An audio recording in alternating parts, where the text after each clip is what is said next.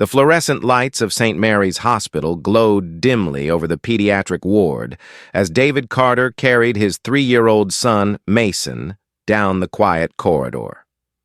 At 36, David's face bore the marks of sleepless nights and the crushing weight of responsibilities no single parent should carry.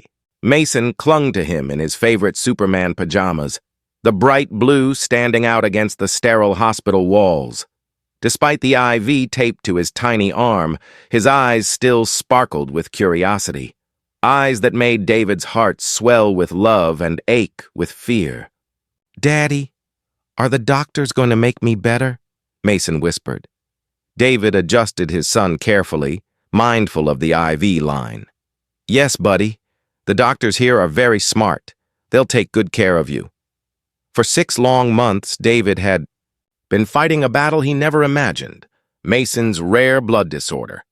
Hospital visits, mounting bills, unpaid leave from his construction job, every step had drained their savings and pushed David to the edge.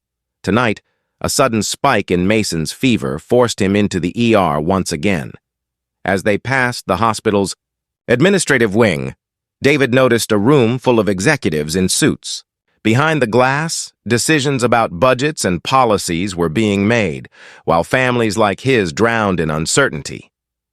Then Mason stirred, his little finger pointed at the head of the conference table. "Daddy, look. That's Mommy." David froze. He followed Mason's gaze and saw a woman in a white blouse and navy skirt leading the meeting with poised authority. She was polished, confident, wealth and power written in every detail. "Mason, sweetie." "That's not Mommy," David said gently, his voice catching. Mason's mother had left when he was just a baby. She had never returned, but Mason insisted, eyes wide and sure. "It is Mommy. I remember her smell. I remember her voice." As if on cue, the woman looked up. Their eyes locked. And in that instant, her expression faltered. Shock, recognition, and unmistakable pain flashed across her face. She excused herself, stepped out, and approached. David's heart clenched. It was her, Sarah Mitchell, the woman who had given him a son, and then disappeared. "David," she whispered. "Sarah," he replied, voice thick with emotions he thought long buried. Mason stretched his arms toward her, joy lighting up his face. "Mommy! I knew it was you!" Sarah broke. Tears welled as she gathered her son into her arms for the first time in years. "Mason, oh my baby." David stood silent, torn between anger and relief. She looked so different now, successful, powerful. But the sight of Mason in her arms stirred something he hadn't felt in a long time. Hope. When Sarah noticed Mason's bracelet and IV, her face drained of color. "What's wrong with him?" "A blood disorder," David said quietly. "Treatable. But the care is more than I can afford." Sarah's hands trembled as she held Mason tighter. "Can I help? Can I stay?" David studied her face. This time he saw remorse, not excuses, determination, not fear. Slowly he nodded.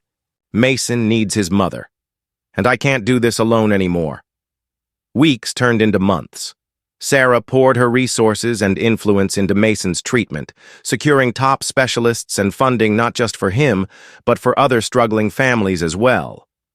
More importantly, she began rebuilding what she had broken, showing up at every appointment, reading to Mason, learning his care routines, and slowly regaining David's trust. 3 months later, Mason's condition stabilized. One evening, as they sat reading together in his hospital room, Mason looked up and asked, "Daddy, are we a family again?" David glanced at Sarah. She reached over, took his hand, and whispered, "If you'll let me, I want us to be." Mason smiled, that innocent smile that carried them all through the darkest nights. Families stay together when someone is sick. Families help each other. 6 months later, Mason was declared in full remission. Sarah established a foundation for families in crisis, balancing her career with her rediscovered role as a mother. David returned to work, finally secure in the knowledge that he wasn't alone. As they walked out of St. Mary's together after Mason's final treatment, the little boy tugged their hands and said with certainty, "I told you that was Mommy. I never forgot her." Sarah knelt, tears streaming as she hugged him. "And I never forgot you, sweetheart. Not for a single day." David's heart softened as he watched them. Sometimes he realized love doesn't vanish. It waits.